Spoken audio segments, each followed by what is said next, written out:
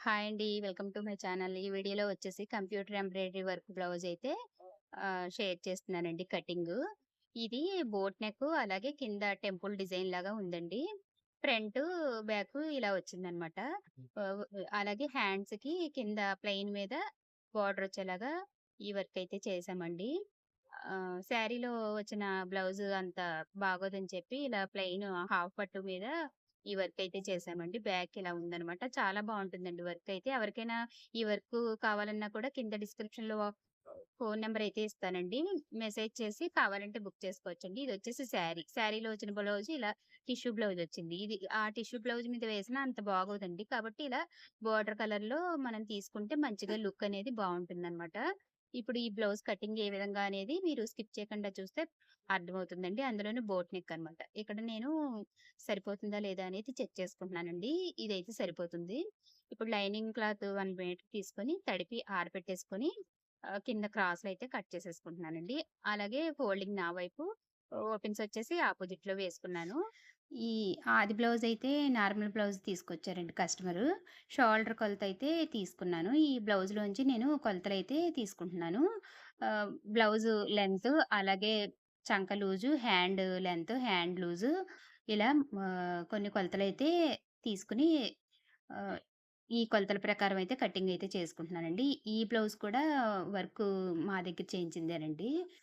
ఇక్కడొచ్చేసి 1 metre lining తీసుకొని తడిపి ఆరపెట్టేసుకొని iron చేసేసుకున్నానండి. Folding నా వైపు ఓపెన్స్ వచ్చేసి ఆపోజిట్‌లో పెట్టుకున్నానండి. కింద హాఫ్ ఇంచు నడుం బెల్ట్ అటాచ్ చేయటం కోసం ఒక మార్జిన్ అయితే మార్కింగ్ వేసుకున్నాను. ఇక్కడ నేను తీసుకున్న కొలతలైతే నోట్ చేసుకుంటున్నానండి.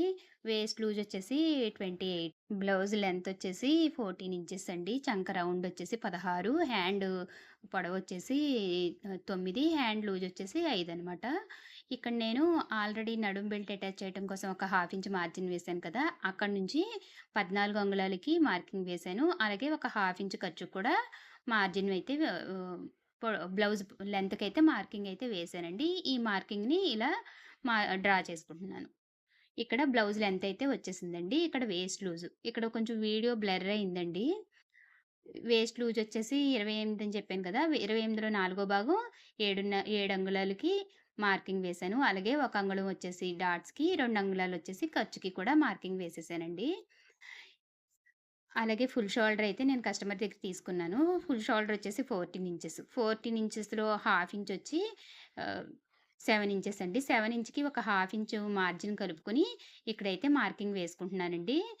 ఇలా వేసుకున్నాక అదే 7 ½ ఇంచెస్‌కి కింద వైపున కూడా ఒక దగ్గర మార్కింగ్ వేసుకోవాలి. లైన్ అనేది స్ట్రెయిట్ రావటం కోసం అలా మార్కింగ్ వేసుకోవాలండి. ఇలా వేసుకున్నాక చంక డౌన్ కూడా 7:30 అంగుళాలకి మార్కింగ్ వేసుకుంటున్నానండి. ఇది సరిపోతుందో లేదో నేను చంక రౌండు మార్కింగ్ చేసుకున్నాక చెక్ చేసుకుంటానండి.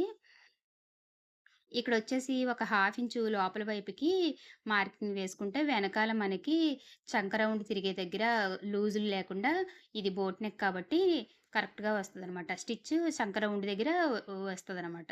ఇలా వేసుకున్నాక ఇక్కడ కూడా ఎల్ షేప్‌లో మార్కింగ్ వేసేసుకోవాలి. చంక డౌను అలాగే సైడు కూడా. ఇలా వేసుకున్నాక మీకిక్కడ చూపిస్తున్నాను చూడండి. అక్కడ లూజ్ రాకుండా ఉంటదనమాట. హాఫ్ ఇంచ్ లోపల వేసుకోవటం వల్ల. ఇక్కడ చెస్ట్ లూజు. చెస్ట్ లూజ్ వచ్చేసి 9 అంగుళాలకి పెడుతున్నానండి. 9 అంగుళాలు నేను నడుము లూజ్‌ని బట్టి పెడుతున్నానండి. బోట్ నెక్‌కి మొత్తం 28 అంగుళాలు వచ్చింది కదండీ! 28కి 8 అంగుళాలు బోట్ నెక్‌కి కలుపుకుంటే మనకి చెస్ట్ లూజ్ వస్తదండి. ఈ 28కి 8 కలిపాక 36 అయింది. 36లో నాలుగో భాగం 9 అంగుళాలకి మార్కింగ్ వేశాను. అలాగే 2 అంగుళాలకి ఖర్చులకు కూడా వేశానండి. అలాగే నెక్ విడ్త్ వచ్చేసి 3:30 అంగుళాలకి మార్కింగ్ వేసుకుంటున్నానండి. ఎందుకంటే నేను ఇక్కడ వర్కు వచ్చిన దాన్ని బట్టి మార్కింగ్ వేసుకుంటున్నాను. కానీ ఇక్కడ కట్ చేయనండి. కటింగ్ Rupees వచ్చేసి 10 స్టిచ్చింగ్‌లో received on వర్క్ PhonePe. కాబట్టి స్టిచ్చింగ్‌లో ఉంటుందనమాట. కట్ చేయక్కర్లేదు నెక్ ఇక్కడ వర్క్ బ్లౌజులకి. అలాగే ఇది బోట్ నెక్ కాబట్టి ఒక హాఫ్ ఇంచ్ షోల్డర్ డౌన్ తీసుకోవాలండి. ఇదొచ్చేసి చంక రౌండ్ తిరగటం కోసం కార్నర్‌లో ఒక మార్కింగ్ వేసేసుకొని ఒక అంగుళానికి అంటే 1 ఇంచ్‌కి మార్క్ చేసుకోవాలండి. ఇలా మార్క్ చేసుకున్నాక ఈ 3 కార్నర్స్ కలిసేలాగా ఇలా రౌండ్ అనేది మార్కింగ్ వేసుకోవాలి. ఇలా వేసుకున్నాక మనకి చంక లూజ్ సరిపోతుందో లేదో చెక్ చేసుకోవాలండి. ఇక్కడ ఆది బ్లౌజ్‌లోంచి నేను ఇలా స్టిచ్చింగ్ హ్యాండ్ జాయింట్ ఉంటది కదండీ! హ్యాండ్ జాయింట్ దగ్గర కొలతైతే చూసుకుంటున్నాను. ఇక్కడ 8 అంగుళాలకి వచ్చిందండి. అంటే మొత్తం చంక రౌండ్ 16 అంగుళాలు. 16లో సగం 8. ఆ 8 అంగుళాలు ఇక్కడ వచ్చిందో లేదో ఒకసారి చెక్ చేసుకోవాలి. స్టిచ్చింగ్ లైను ఎక్కడ వస్తదో అలా ఒక హాఫ్ ఇంచు లోపలికి మార్కింగ్ వేసేసుకొని, దాన్ని బట్టి మనం చంక లూజ్‌ని మార్కింగ్ వేసుకున్న దగ్గర షోల్డర్ దగ్గర ఖర్చు లైను వదిలేసి అక్కడి నుంచి మార్కింగ్ అయితే చూసుకోవాలండి. ఇక్కడ కొంచెం నాకు ఎక్కువయింది కాబట్టి ఒక 2 గీతలంతా పైకి మార్కింగ్ వేసుకొని మళ్ళీ రౌండ్ అనేది చంక రౌండు మార్కింగ్ వేసుకుంటున్నానండి. ఇలా మార్కింగ్ వేసుకున్నాక సరిపోయిందో లేదో ఇంకోసారి చెక్ చేసుకోవాలి. పైన షోల్డర్ దగ్గర స్టిచ్చింగ్ లైన్ ఉంటది కదండీ! అక్కడి నుంచి ఇంకోసారి మనం స్టిచ్చింగ్ లైన్ కోసం మార్కింగ్ వేసాం కదా! ఆ లైన్ మీద పెట్టుకొని మార్కింగ్ వేసుకున్నానండి. ఇప్పుడు ఇక్కడ నాకు సరిపోయింది.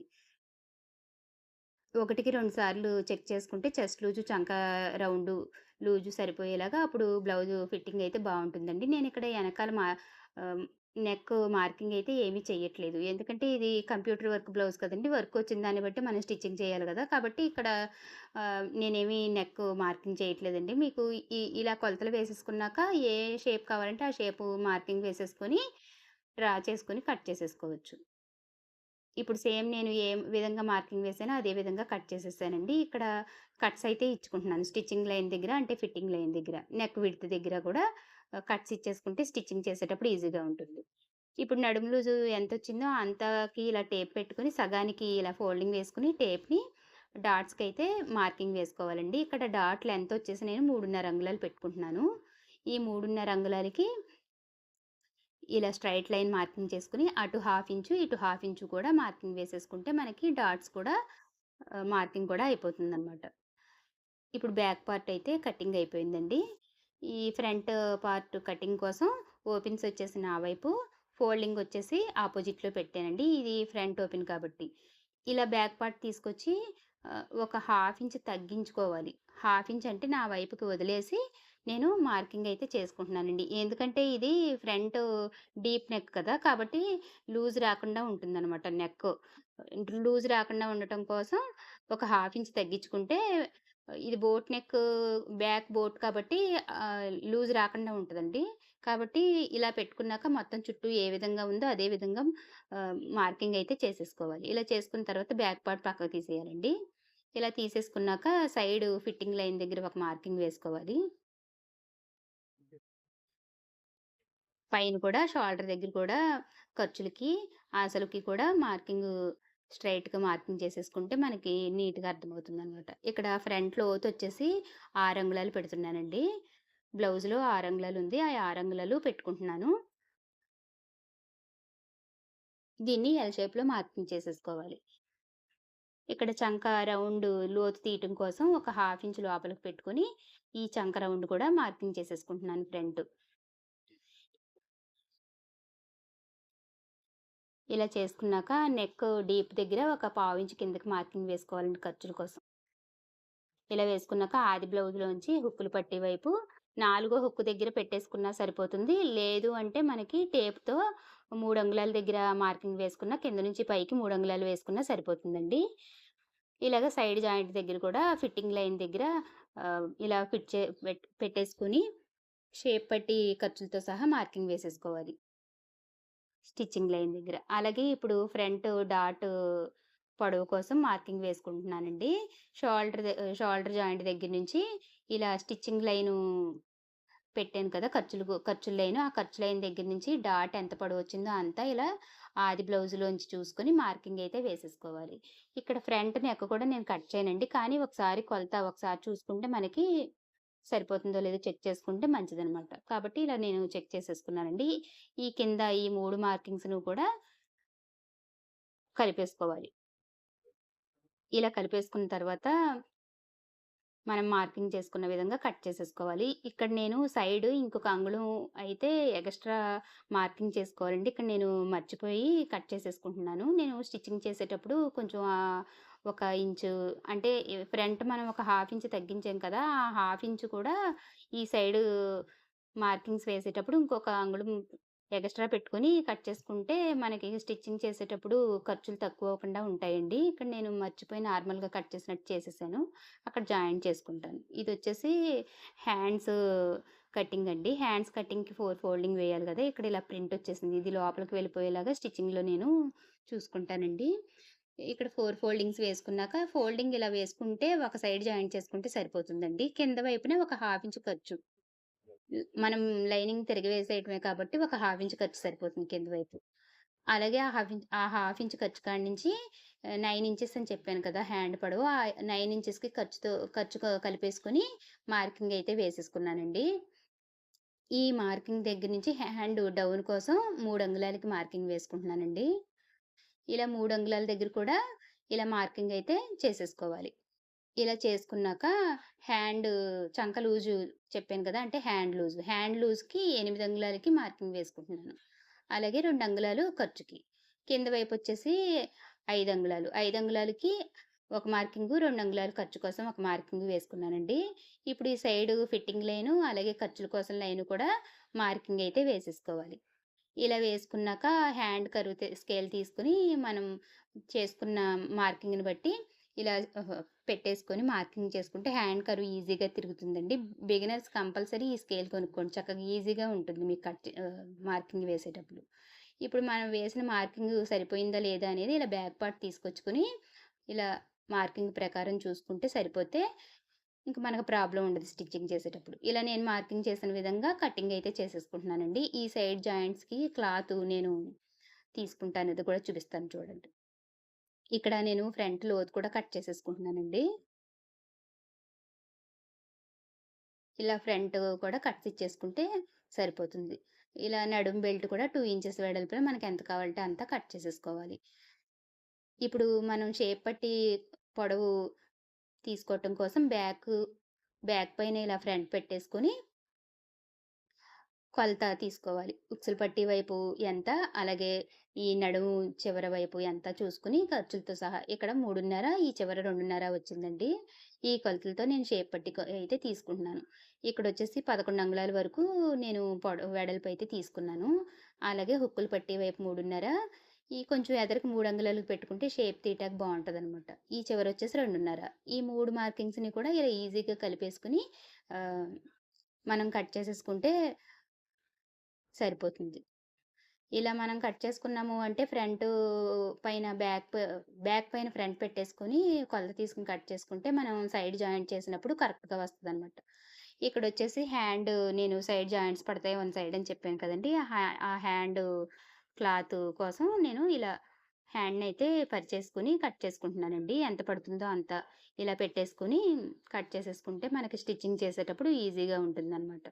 4 వైపులా తీయక్కర్లేదు. ఇలా ఒక వైపు తీసుకుంటే సరిపోతుంది. ఈ విధంగా ఫోల్డింగ్ వేసుకుంటే హ్యాండ్ జాయింట్ అప్పుడు. ఇప్పుడు ఆల్రెడీ ఒరిజినల్ క్లాత్‌నయితే మధ్యలోకి ఫోల్డింగ్ వేసేసుకొని కట్ చేసుకోవాలండి. ఆల్రెడీ లైనింగ్ కట్ చేసేసాం కదా! ఇలా మధ్యలోకి ఫోల్డింగ్ కరెక్ట్‌గా వేసుకొని, ఈ లైనింగ్ ఒరిజినల్ పైన లైనింగ్ పార్ట్ తీసుకొచ్చి మనం కరెక్ట్‌గా ఉండేలాగా కట్ చేసుకునేటప్పుడు జాగ్రత్తగా చూసుకొని కట్ చేసుకోవాలి. ఇది ఎందుకంటే వర్క్ బ్లౌజ్ కదా! వర్క్ కట్ అవ్వకుండా సైడ్‌లైనా లేతే ఫ్రంట్ అయినా ఏదైనా సరే మనం జాగ్రత్తగా కట్ చేసుకుంటే బెటర్ అనమాట అండి. లేదు అంటే ఇబ్బందవుతదనమాట. చూసుకొని వర్క్ కట్ అవ్వకుండా కట్ చేసుకోవాలి మొత్తం అంతా కూడా. మనం హ్యాండ్ ఇలా పెట్టినప్పుడు కింద వర్క్‌ని బట్టి మనకు అర్థమవుతుంది కదా! కాబట్టి హ్యాండ్‌ని ఇలా పెట్టేసుకొని కట్ చేసుకోవాలి కట్ చేసేటప్పుడు. బ్యాక్ పార్ట్ అయితే అయిపోయిందండి. ఇప్పుడు ఫ్రంట్ కటింగు. ఫ్రంట్‌ని కూడా తీసుకొచ్చి సేమ్ ఇప్పుడు వర్కు ఎలా ఉందో నెక్ చూసుకొని కింద మనం పెట్టిన మార్కింగ్స్‌ని బట్టి నేను కట్స్ ఇచ్చానండి. ఫ్రంట్ వెడల్పు దగ్గర, అలాగే లోతు దగ్గర ఫ్రంట్ కట్ చేసినప్పుడు నెక్ మార్కింగ్ చేసినప్పుడు నేను కట్స్ పెట్టాను. ఆ కట్స్‌ని బట్టి నేను వర్క్‌కి సెట్ చేసుకొని కటింగ్ అయితే చేసుకుంటున్నానండి. మొత్తం చుట్టూ ఏ విధంగా ఉందో అదే విధంగా కట్ చేసేసుకోవాలనమాట. అలాగే వీడియో ఎలా ఉంది అనేది నాకు కమెంట్‌లో అయితే ఒక చిన్న కమెంట్ చేసి చెప్పండి. మీకు ఏ వీడియోస్ కావాలో కూడా నాకు కమెంట్‌లో చెప్తే నేను మీకు వీడియోస్ షేర్ చేయటానికైతే ట్రై చేస్తానండి. అలాగే మీకు కటింగ్ అర్థమైందా లేదా అనేది కూడా చెప్పండి.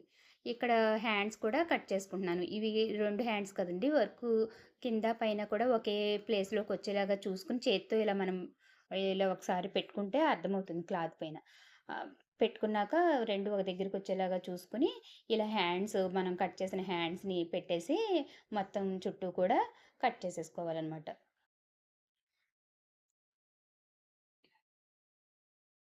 స్టిచ్చింగ్ వీడియో కూడా కంపల్సరీ మీరు చూస్తే మంచి మంచి టిప్స్‌తో నేను స్టిచ్చింగ్ చేయటం కంప్యూటర్ వర్క్ బ్లౌజ్ కాబట్టి మీకు చూసుకుంటే అర్థమవుతుందండి. అలాగే ఛానెల్‌నయితే కంపల్సరీ సబ్స్క్రైబ్ చేసి పెట్టుకోండి. ఇక్కడ షేప్ పట్టీలు కూడా కట్ చేసేసుకుంటున్నాను.